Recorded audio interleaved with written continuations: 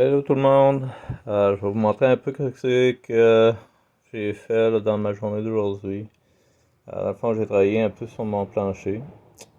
Là, ce que j'ai fait, c'est que j'ai pris une petite tôle quand même assez mince. Ça, c'est de la tôle de laveuse. Donc, j'ai rivité ça sur le plancher. Puis, ici, c'est une tôle qui est un petit peu plus épaisse pour les barres. Parce que de toute façon, elle n'était pas assez large, là. Donc, ça ici, ben, ça va être le devant, hein, avec ma pédale de frein qui est là. Euh, j'ai fini de faire le bord aussi pour l'aile. Ça, c'est encore là, c'est juste rivité. Ça, c'est de la petite tôle de toiture. Donc, ça n'a pas besoin d'être épais là, ici. Là. Je voulais, dans le fond, juste fermer ça de façon à ce que ça soit le plus léger possible. Ça. Je voulais pas mettre de la grosse tôle là-dessus. Donc, c'est ce que ça a l'air. Ici, naturellement, là, je vais riviter un autre panneau qui va descendre comme ça, qui va fermer le côté. Puis, mon aile va aller s'installer par-dessus ça. Donc, s'il y a de la roche ou quoi que ce soit, ben, ça va frapper dans l'aile là, de plastique avant de fesser là-dedans. Là.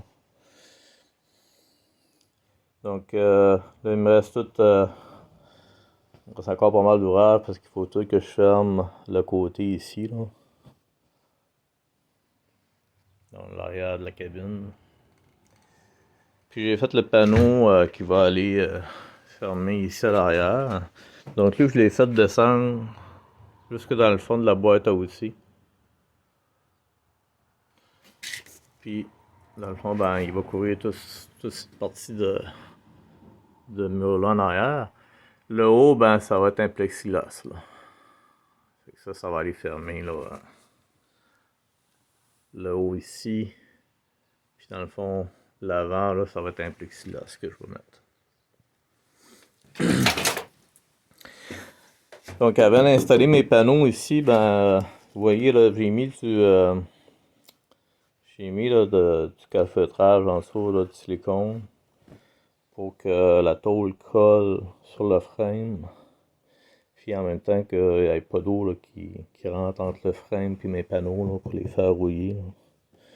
Fait que ça, quand je vais faire ma peinture, là, je vais tout l'harceler là, tout autour. Là.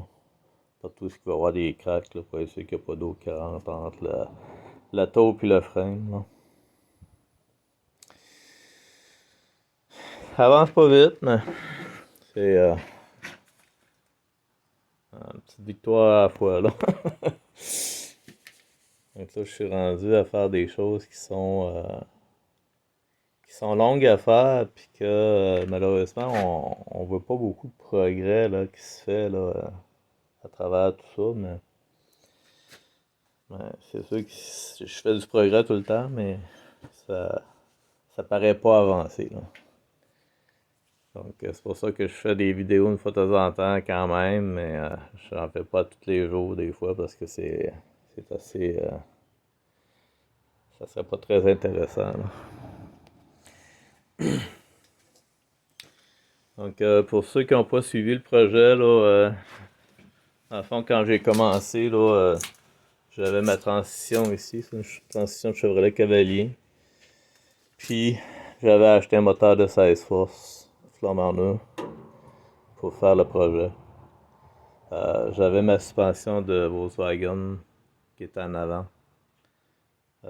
Puis, j'avais aussi là, les freins, là, tout ce qui était essieux, là, ces essieux-là, les drums qui sont là, que j'ai récupéré d'un vieux Volkswagen Beetle là, des années 60. C'est ça qui m'a permis là, à fond, de tout faire le frame. Tout ce qui est là-dessus, là, c'est vraiment tout homemade. Donc ici, c'est mes ailes qui vont aller en arrière.